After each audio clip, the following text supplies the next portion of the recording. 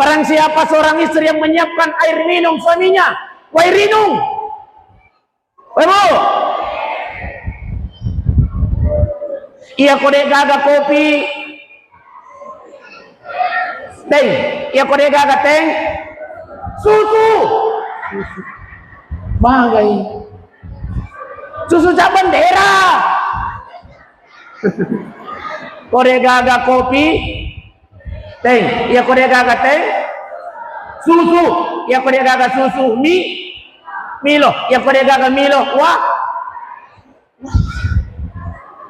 tongko-tongko kang iko yase na mejangit, angke lakaita pole kantoroe, angke pole ko galungi, angke pole ko dare, nainung itu ay tapasajangi, apa kata baginda Rasul?